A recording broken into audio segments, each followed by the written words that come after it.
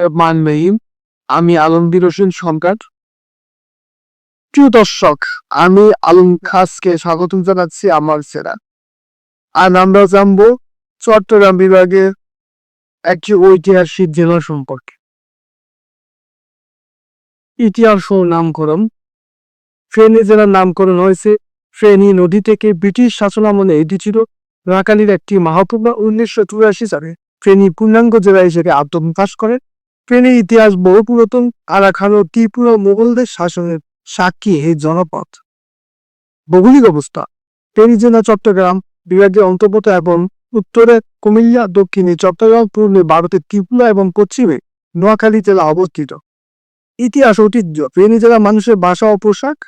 সংস্কৃতি মূলত বাংলা, তবে এখানে ত্রিপুরা ও আরাকালি প্রভাব রয়েছে। পান্তা ইলিশ, খেজুর রস আর বৈশাখী উৎসব এই জেলার ঐতিহ্যের অংশ। দর্শনীয় স্থানসমূহ: শৈশবী দরগা শরীফ, হাজারো ভক্তের আগমন ঘটে প্রতিদিন। মোহাম্মদ আলী আধুনিক ক্রীড়া কমপ্লেক্স।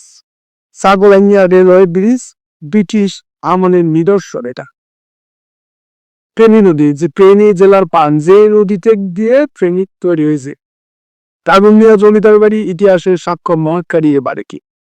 ফাজিলপুর মসজিদ ও দিঘি, ঐতিহাসিক স্থাপনা। এবার আসেন ওই জেলার রাজনৈতিক নেতৃত্ব।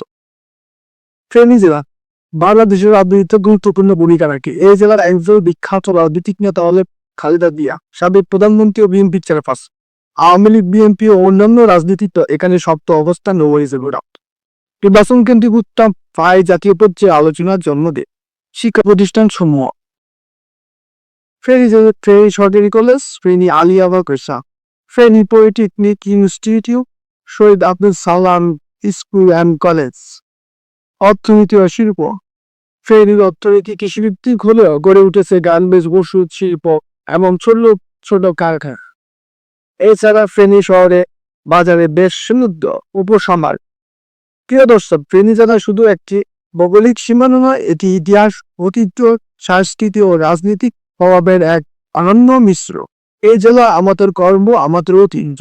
শেষ কথা, আপনারা যদি চান বাংলাদেশের প্রতিটি জেলার ইতিহাস, ঐতিহ্য জানাতে থাকি, তাহলে অবশ্যই লাইক, কমেন্ট, শেয়ার করবেন এবং চ্যানেলটি সাবস্ক্রাইব করবেন। সকলকে ধন্যবাদ এতক্ষণ পাশে থাকার জন্য। আল্লাহ হাফেজ। পরবর্তী কোনো ভিডিওতে আবার দেখা হবে ইনশাআল্লাহ।